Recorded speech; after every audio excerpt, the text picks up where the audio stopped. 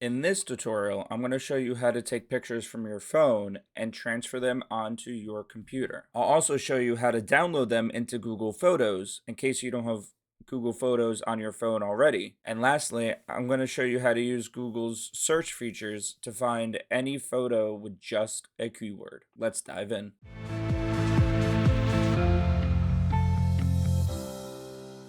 The first thing you're going to do is connect your computer to your phone using a cable. Once you do that, your computer is going to ask you to open up the Photos app, and once you do on a Windows computer, you'll be brought to the Photos app itself. You're going to find your phone in the tab on the left, and from here, you can click on any photo that you want and add it to your album, just like so. Once you do that, you click Import, and you're good to go.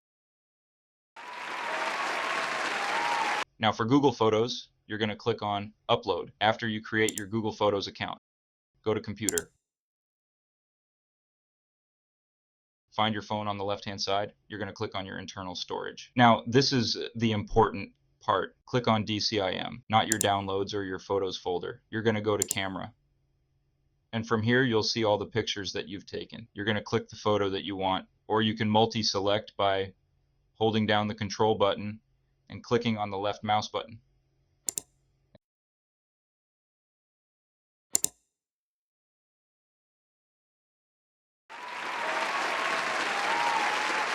From here, you can now download the photo. You can start a slideshow if you have multiple photos downloaded, or you can create your own photo album. Now, using Google's facial recognition AI, you can click on your face and find photos with just your face in it, or anybody else's face that may pop up.